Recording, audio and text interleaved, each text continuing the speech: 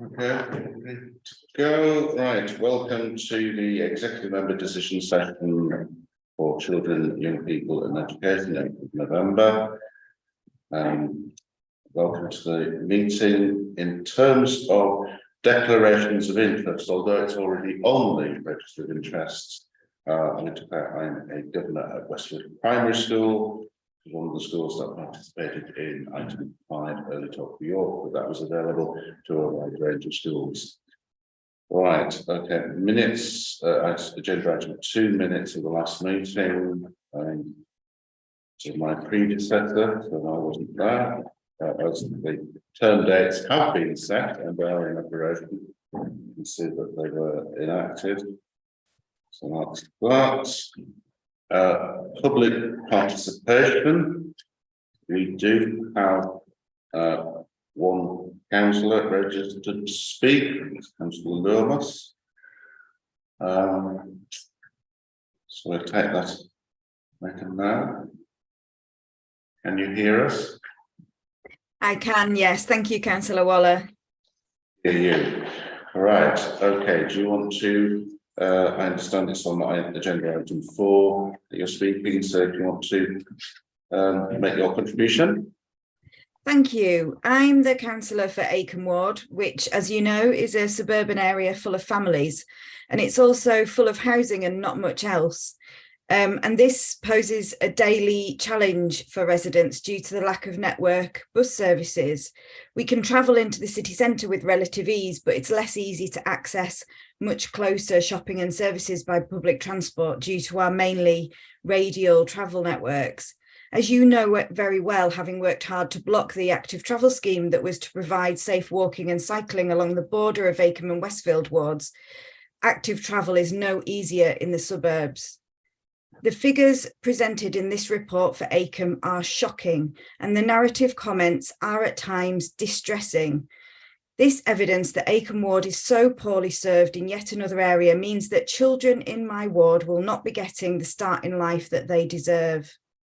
Parents already struggling to meet the cost of living will be making very difficult decisions if they cannot access appropriate childcare in a suitable location, especially given the transport challenges I've described. Childcare has a value beyond enabling parents and carers to work, however. Good quality childcare supports development of key skills, which we know younger children in general are struggling with in the pandemic recovery phase. Good childcare also supports those children and families who are struggling for a whole host of reasons, due to poverty, trauma, difficulties in relationships, and of course, due to any specific educational needs or disability. This brings me to the next point, the woeful lack of provision for children who are disabled or who have specific needs. 86% of people said they were not able to access suitable childcare because they're not confident that the necessary skills, training or resources will be in place for their child's specific needs. This does not bode well for the Ofsted review that's happening imminently, and we should be ashamed that we're failing the children who need the most support. The recommendations in this report ask the executive member to raise the issue of lack of funding with the Secretary of State. And I wonder if the executive member will work with the 2 York MPs on this to amplify the message. Beyond this, however, I do believe there are more concrete actions that can be taken. I note that over in Leeds, they're investigating options around using housing developer contributions to support the development of early years provision if an unmet need is identified in an area. Given the huge development in and adjacent to Acombe Ward that is planned in coming years, including the former Civil Service Sports Club on Boroughbridge Road, the former British Sugar site, the former Manor School site and York Central, I would ask that the executive member investigates this option in Acombe and in any other wards where there are similar shortfalls. Thank you. Thank you, Councillor Loomis. For the record, I did not block the active travel scheme for Acombe. I asked that all schools in the area were consulted before there were plans developed, and that there was upfront discussion with a wide range of members of the public, businesses, and other elements of the local community before there were developments there. Thank you. Right, that brings us on to item 4, childcare sufficiency review.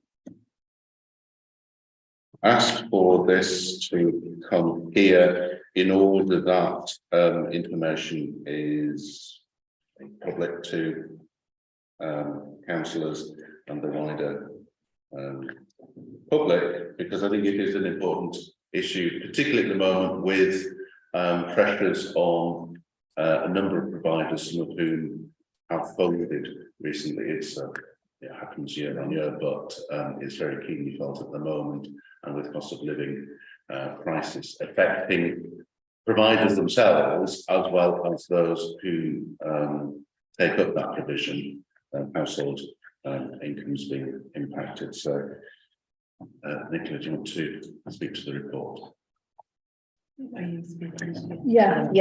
Just before Nicola summaриses some of the key findings from the report, I just wanted to provide a response to Councillor Lomas about some of the issues that you'd raised. One of the issues was around access to childcare for parents with children with SEND. One of the things that we do as a city to facilitate improved access is we have an early years inclusion fund, which we ask for providers to identify the additional support that their setting will need in order to put in place provision for children with SEND. And every year, that SEN inclusion fund is allocated across the early years sector to facilitate improved access for children with SEND. We also, as well, have a full training programme which settings are able to access, and we have our colleagues in the Early Years Quality Improvement Service and also the Early Years Inclusion Advisor, who provides specific advice and support to settings when they are reviewing their provision for children with SEND. There is the work that goes on through the Shared Foundation Partnerships and the area SENCOs, which also is designed to improve provision for children with SEND. I think an important point that was raised by Councillor Lomax is the confidence that parents have that the settings are able to meet their needs. What I would urge parents to do is to have a discussion with their local childcare settings so they can be reassured about the way in which the setting will be able to look at meeting that need and to increase their confidence in what the setting has on offer. So really beginning to look at the different types of childcare that an early years provision that we have in the city. And I know we've successfully included children with quite significant SEN, for example, through the work of childminders in the city, where the settings are much smaller, they're more personalised, they're a bit more bespoke.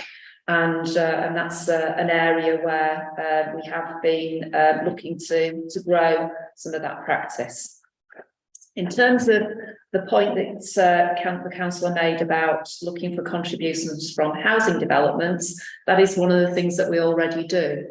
And so as part of our education section 106 ask, we in each of those developments do have an early years element. And Nicola and colleagues in the early years team, but also within our school place planning team, have worked hard on the section 106 asks linked to the local plan. But also they're already written into some of the developments which Councillor Lomas highlighted. So those areas have been covered. I agree the context is challenging at the moment for all the early years sector. That's what this report is seeking to highlight. Some of those provisions are things that we're working on in city, but it's also in a context where early years is not funded in the same way as the school sector is. And that continues to be one of the issues which exercises both the providers themselves, but also increases the fragility of the sector. And it's one of the things that obviously Nicola and colleagues in the early years service wanted to highlight as part of the national context in which they work. And so they do as much as they can to mitigate that through the work of the early years entitlement and funding team. But we're working in a landscape in which there are national issues around the funding of early years and childcare, which is why the recommendation was made to the executive member to raise that with the appropriate minister. Okay, thank you, Nicola. And just to add also, in response to Councillor Lomas's point about the housing developments, we do actually have a tender process underway at the moment in the Acomb area, looking for the expansion of 16 early years places to support the housing development at Lowfield Green. So that is something that we are looking to certainly pursue around all the areas of housing development in the city. So summary of the paper. The local authority, we work very closely with a range of settings across the city, with a private, voluntary, independent, to deliver just under 4,000 places for children. So that's working with the preschool playgroup, the day nursery, childminders and after school clubs, and obviously we have the school nurseries as well. Our duty is to secure, as far as reasonably practicable, sufficient childcare to meet the needs of the parents. So one of the key things that we have to do is look at balancing supply and demand, and it is a very fluctuating market. It is something that is changing it's always changed fairly rapidly. In the last 2 or 3 years, it's really changed a lot. There's obviously been a huge number of pressures on that market. So it is very fluid. It's something that's changing constantly.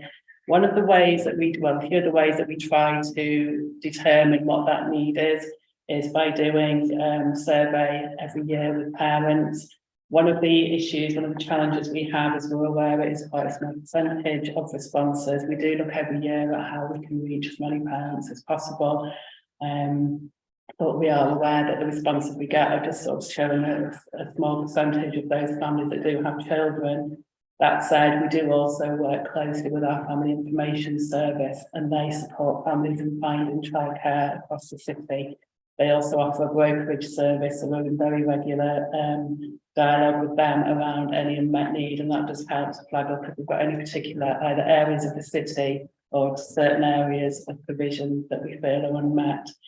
So the other side to that is to try and understand the supply, and again we work very closely with providers, so we do an annual provider survey, and that is really just to try and gauge their current feelings around the market, to try and get an idea of their sustainability and what their thoughts are, and sort of the future months to come.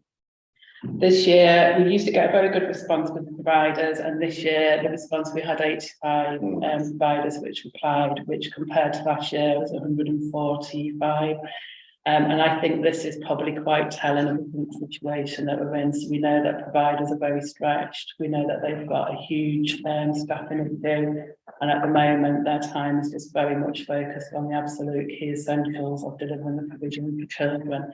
So some things like additional surveys, I think that's just sort of showing that they're just not having the time to fill those in. That said, we do meet regularly with providers. We'll meet a few different meetings, and we also network with our early years support advisors who do meet with the providers regularly. So we do have a lot of local intelligence across the city, which gives a very good picture of what's happening at the moment. As Maxine's alluded to, there are quite a few issues in the sector at the moment. There is historical underfunding, which providers have struggled with. We then have the COVID pressures, which put increased financial burden on providers. And obviously now with the current economic climate, we're finding that is impacting a lot, as you said, on both the supply and demand on providers and on the parents that are having to pay for the childcare. This is impacting in a number of ways, because we're seeing some families that are maybe feeling the need to go out and work more hours, or for the second parent in the family having to work, others can't afford the childcare, so they're cutting back. So there is a real sort of change and move in the market. We're also aware that with Ofsted, they obviously didn't do any inspections over the COVID period, and now there's a huge number of inspections. And this is a national picture where a lot of providers are struggling because they just haven't had the capacity with the new staff to get them trained and up to speed with the changes in the frameworks. There's been quite a lot of pressures on settings generally which is impacting sometimes on Ofsted across the country. So that is one thing that's been looked at nationally on the support that can be given through the Ofsted inspections. So the current position at the moment is the survey, the parent survey, does highlight very small areas of unmet need. One of the challenges we always have is trying to balance that small unmet need with what is viable as a business. So wherever possible, we do encourage providers, if we think there is unmet need there, to expand and to maybe look at offering different provision. We know at the moment providers are struggling to do that because of the recruitment and retention issues. Some of them are actually having to cap places because they don't have enough staffing, and I think this is why we're seeing some families now struggling to find places, particularly baby places and for children with additional needs, because the staff just don't have the staff in there to be able to provide that support. From a provider point of view, whilst we have had a few providers close, and this has been for a mix of reasons, most of them are expecting to stay viable for another year, although for quite a large majority of them, it is sort of a break even. So we can see it's at a very sort of vulnerable position really for many providers. And this is what we're finding now. It's only one thing that can just tip them over from being viable to having to look at close.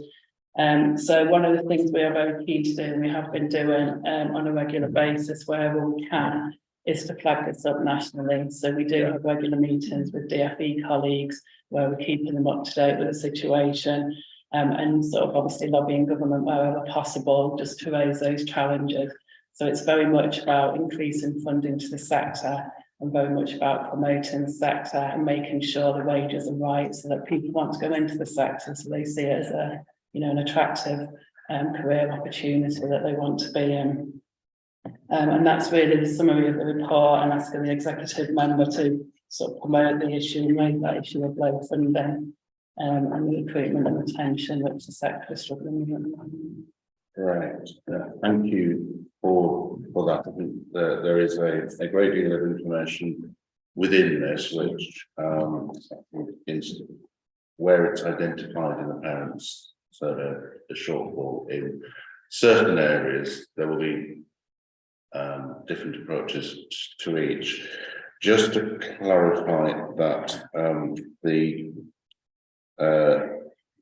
Childcare Sufficiency Assessment 22-23 will come to this decision session in February. Yeah. So anything that is gleaned in the intervening period will be included in that report. And I think that would be helpful, because it does give us an opportunity to demonstrate you said we did. But also I think the issue of the fragility of the market, and I'm conscious that for a number of years there have been letters sent to government about the discrepancy in funding relative to other parts of the education sector, and valuing the importance. I was struck at a session I went to at the National Conference on in the first 1,001 days, babies have 1 million neuron connections a second. So that's a phenomenal learning point in life, and therefore it's utterly vital that we give opportunities to all children in the city, wherever they are. So I think what I would appreciate is the work that's been done. If you don't mind bringing Alison in terms of there is an issue with skilled and with recruitment retention issue, and there's been some very strong work with the local job centre and other ways of doing that. It's really saying thank you for all of that work and intervention that's gone on. Appreciate that's not happening in every part of the country, but it is happening here in York, and it's how can we do more? I've seen lots of apprentice events where some of the very early year providers have been there and advertising the opportunities to come and take on apprenticeships with them. Is there more that we could do? Well, absolutely. I mean, we do a coordinated effort and we do campaigns in tandem. So if we know we're going out with a workforce development campaign for a sector, we absolutely bring the service of the Impartial Apprenticeship Club into that, and do sort of Facebook campaigns and actually promote them in sync. So it's a coordinated message.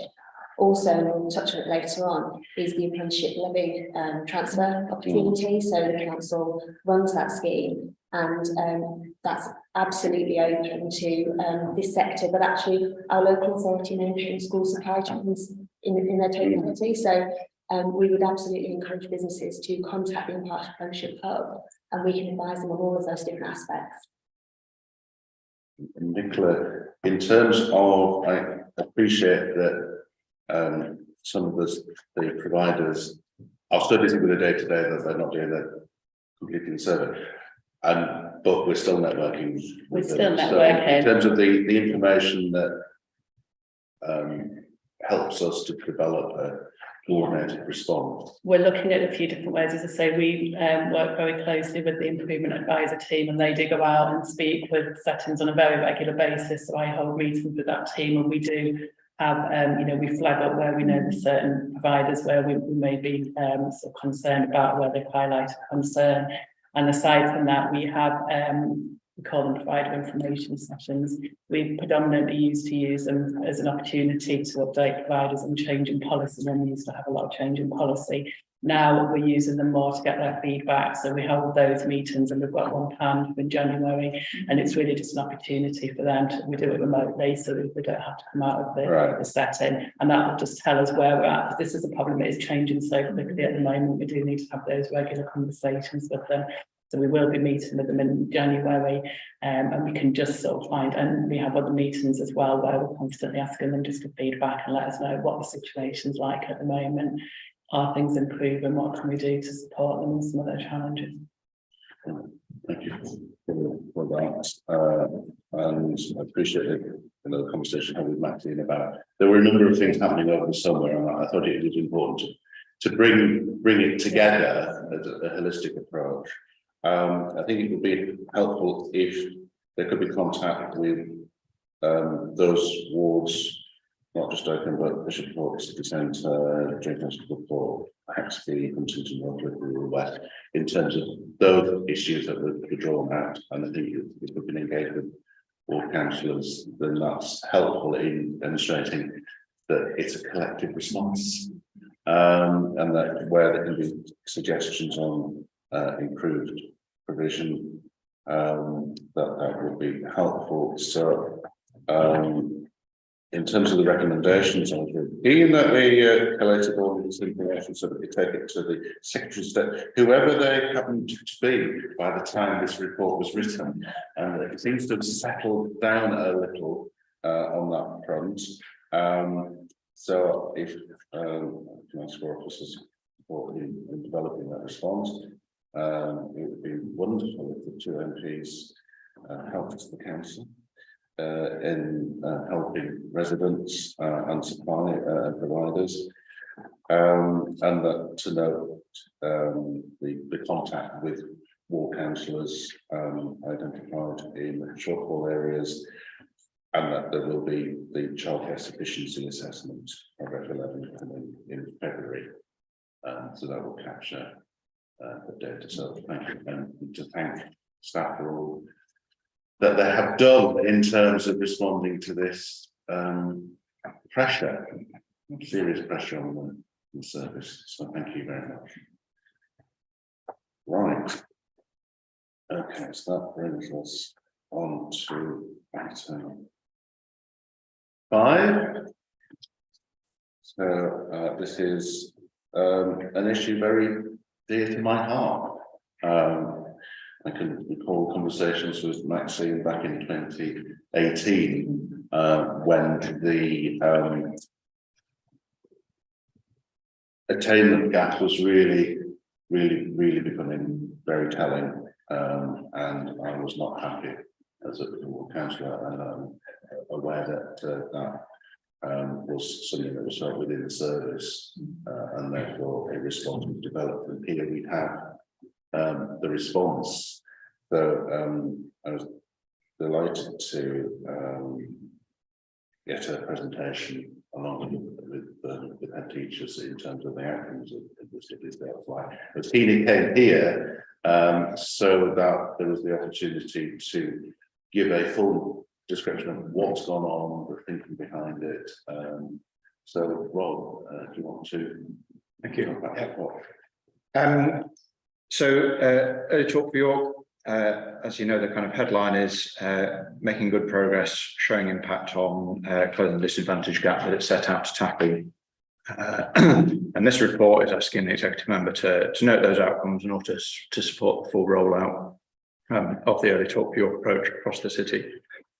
As you've just alluded to, York has a significant long-standing gap in outcomes between disadvantaged children and their non-disadvantaged peers, and we see that as early as age 5, and that's shown in the graph nicely, I think, on page 44. Articulated there is the good level of development, which is a holistic measure of child development at age 5.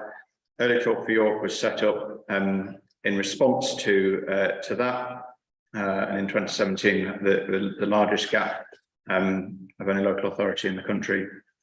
But to be more specific, to focus on communication language outcomes for children in the first 5 years of their life, because there's really strong evidence that focusing on communication language skills for young children, they're highly predictive of lots of whole of life outcomes. In particular, they're the most significant predictor of literacy skills at age 11, for example. So narrowing the focus down to really hone in on developing early communication language skills in order to tackle those outcome inequalities.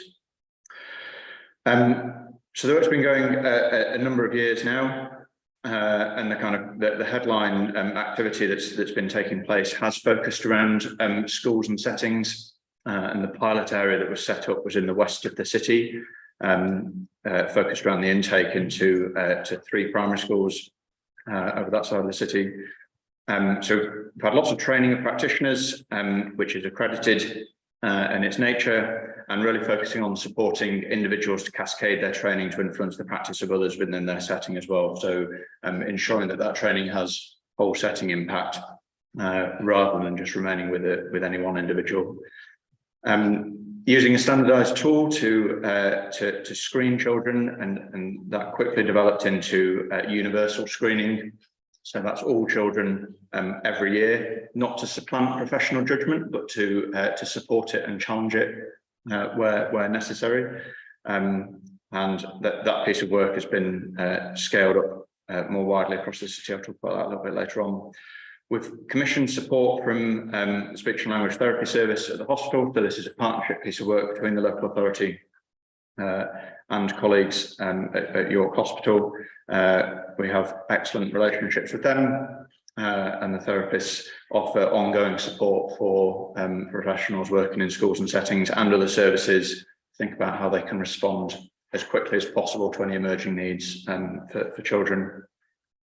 We've got a variety of work that looks quite different in different places, that is about working in partnership with parents and carers in response to context. For example, one of the things that's frequently done is the outcomes of that universal screening that I just talked about is used to inform those conversations with parents and carers about specific needs for their children and how they can support their children at home also. And we've also developed, in partnership with the NSPCC, a strengths-based communications campaign, Look, Say, Sing, Play, which is out there across the whole city, which is really focused 0 to 2, and supports parents and carers to develop strong bonds with baby right from the start.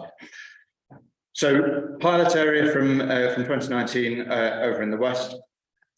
We've worked really hard to evaluate both the process and the impact of implementing Early Talk for York to devise the Early Talk for York approach. The outcomes for that can be seen on page 48. So what we can see in terms of impact is that outcomes for all children in the Early Talk for York area have improved. But particularly of note is the difference in outcomes for disadvantaged children in the early talk for York area. It's the yellow line on the chart, and we've seen a reduction in the gap, which in 2018 was 34.5% between disadvantaged children in the early talk for York area and their non-disadvantaged peers nationally, to 2.5% this year in 2022. Obviously, COVID has happened kind of during that period as well, and as you can see from the chart, outcomes dipped during the COVID window particularly, and we used a control group of schools to look at ensuring that we were able to compare what difference early talk for York specifically was making in the York context. The reason that data for the control group finishes in 2021 is because some of those schools then got involved in the approach after that, so essentially wouldn't be valid to be reporting upon. Just to say a little bit about kind of where we're up to. We've currently got 29 schools and settings across the city working towards the kind of step 3, we call it, the full early talk for York approach. They're all at various stages in their journey and all doing a brilliant job, despite all the pressures that we've just heard about in the previous report, of implementing that model in a whole range of different ways that's appropriate for their context. We have made the offer of the universal screening tool, which comes with its own intervention package, available to all school-based, group-based and childminder settings in the city, and we've had a really strong uptake of that already. In fact, it's risen since publication of this report. I was checking this morning, we've now got 82% of all of our providers signed up to using that, which is really positive and a strong building block for the next steps. I think I'd just like to also emphasise that whilst the majority of this work has felt very school and setting focused, there's also been some great partnership working across other parts of the system. So the local authorities family learning team have been really heavily involved, particularly in a group of schools, working with them and their families to support the work around the home learning environment. The Healthy Child Service, the Health Visiting Service in York have really worked in partnership with us on this as well. So, for example, they're using the early language identification measure at the 2 to 2.5 year review to mirror the work that's going on in schools and settings around universal screening. And the University of York have been great at partnering with us to provide additional capacity through student placements into settings also. Next steps in terms of scale up would be to offer out to the sector the opportunity to work to build on the universal screening work that's already going on, to get involved in some of that accredited training, that support from the speech and language therapists, etc., that I've described previously. So we have more settings and schools coming on board with the approach during 2023. So this report is, as I say, asking you to note the outcomes from the programme of work so far, and to support the wider scale. Right. Thank you for that. You mentioned COVID, and that's certainly been in the news certainly yesterday in terms of a national awareness of the impact it's had on speech and language development. Given the improvements that have been made here, how will we respond as a city to that pressure? So I think in terms of the response to COVID, that's what the data says, is that kind of despite COVID, we've seen improvements in outcomes. So you know, a particularly effective way of working is what the evaluation shows us. And that's great for those children that have been involved during the COVID window. I think what we've also learned through this is that, particularly in the school sector, is that when they get involved in the early talk for York approach, there's lots of learning that they can then apply to work with their older children. So we've got examples of schools that are involved in the approach who are working through into Key Stage 1 along the same principles as we're encouraging with the kind of early years sector around universal screening. the accredited training package that's available is also available for the full primary age range. I've got examples of schools that decided to do that also. So the same kind of standard consistency approach that was promoted through Early Talk for York, it's possible to also achieve with older children as well. Right, that leads me on to the next question, which discussed with Maxine about ensuring that we track this improvement throughout the education career. I think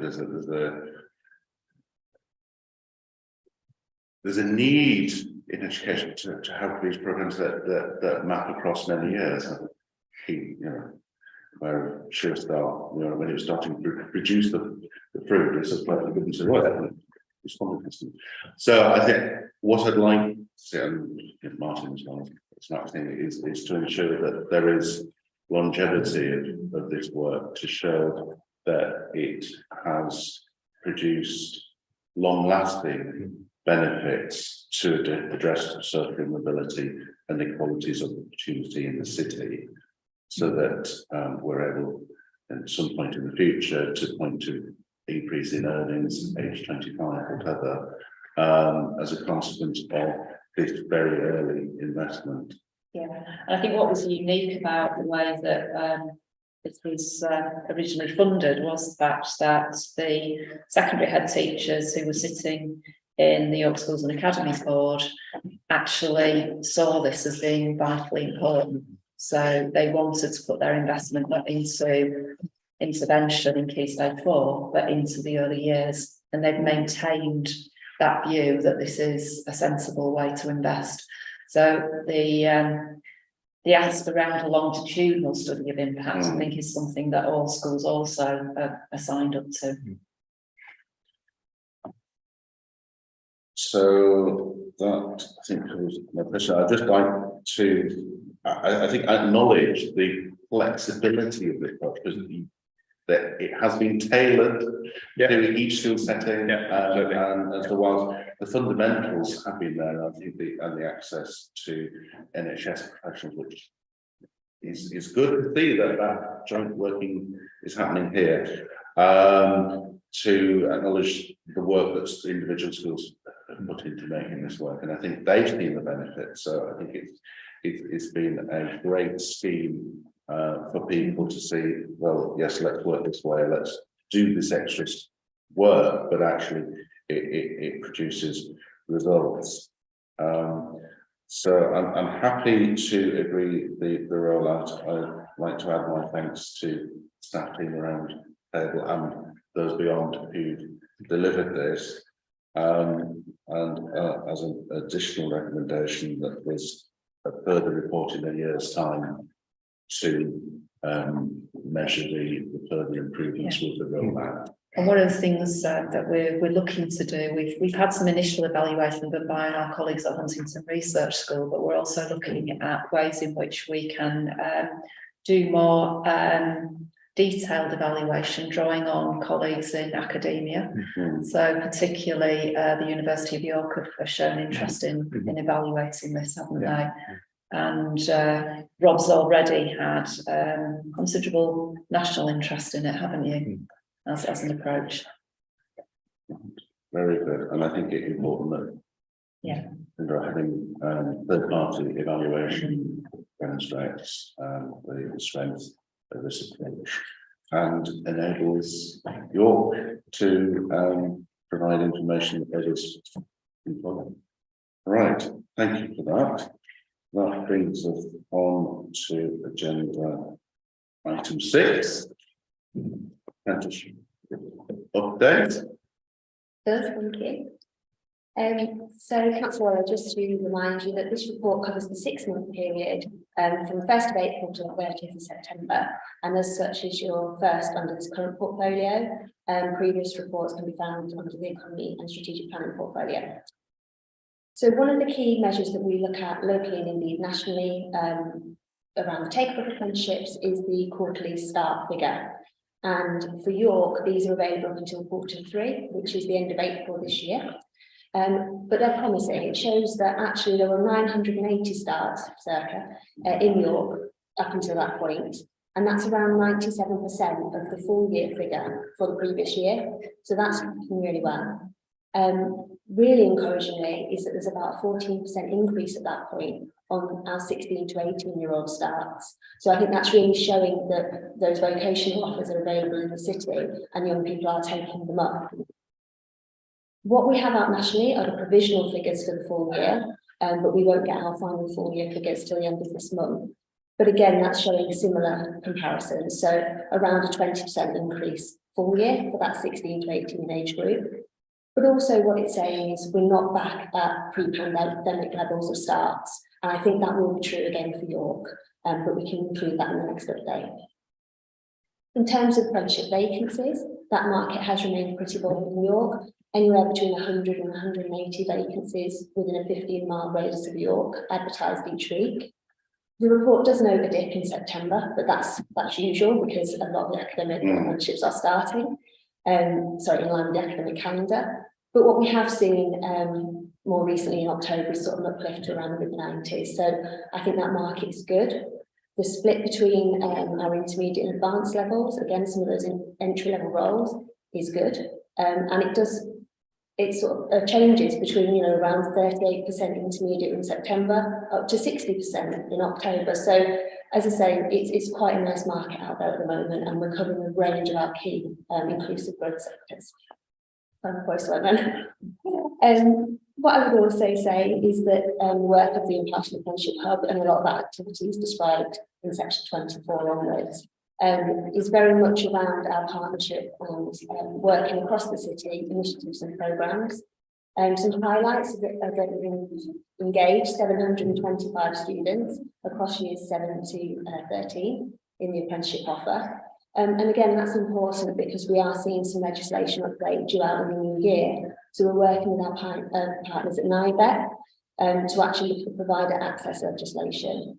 But as I say, we've got a really good framework already for schools accessing that kind of support and making kind of that parity of offer available to their students. In terms of CYC apprenticeships and use of the apprenticeship levy, we've actually got 80 active apprentices across the council and local authority maintained schools, and that's a 50% increase on the year prior. What we also did this year was hit our public sector reporting target of 2.3%, and that was measured at the end of March 2022. What that equates to is 30% levy spend increase on the previous 6 months, and that also takes into account the levy utilised through levy transfer strategy. When we talk about the levy transfer, since you approved that strategy and we put it into place in May 21, we've actually committed £194,000 worth of levy, and that's supporting 7 SMEs across the city and 36 apprentices. What all of that activity has done is actually help reduce the amount of expired levy from the council, that goes back to a national pot. So it's still available for businesses to use, but actually we have less local direction of that. That significant change has actually reduced from the period last year, where it was around £24,000 a month, down to just over £4,000 a month for this last reporting period. So I think it shows that that strategy that was approved in November 2020 and all of the work of the teams of the council, but indeed with partners across the city, is really actually making a difference and supporting apprenticeships here in the city. So bearing in mind that the national figures are out provisionally and that we're waiting for our final year figures, and also that there is a lot of activity, and I've put a nod in the paper to some of that forthcoming work, particularly around National Apprenticeship Week in February. It's really to ask you whether you feel 6 monthly is still the right frequency for this type of report, or whether you would like to see it maybe on a quarterly basis. Right. Thank you for that update. And I'd like to thank you and your team for the determined work that we put in to ensuring that the levy transfer happens. And I think that's been a very strong result from £24,000 a month so illustrates that money is being returned within the city for improving skills and recognising that apprenticeships covers a wide range of ages and levels of training. And that's a message that we're trying to get out constantly on that. So I think this is a strong outcome. I think in answer to the question of the frequency of apprenticeship updates, I think as there will be a quarterly update report, I think if we can work it in to that, then it ensures that we're keeping an eye on this. And I think what has been important is the reputation of the impartial apprentice skills team with businesses in the city. And note that there's been interest from the FSB in terms of getting the message across about levy transfer, and therefore I think there's some strong cross business working that the council can demonstrate achievement with. And in the next quarterly update, I'd be particularly interested in the changing legislation. I think vocational training is something that national government moved away from to the detriment of young people in the city, and therefore if we can show that that is coming back, and it's something that we have invested in through the inclusive growth fund held within the council that recognised that could have very positive results on targeted individuals. So I'd like to thank officers for this report. Thank you. That brings us on to item 7 of urgent business. I don't have any urgent business, and therefore in the meeting to a close. Thank you all.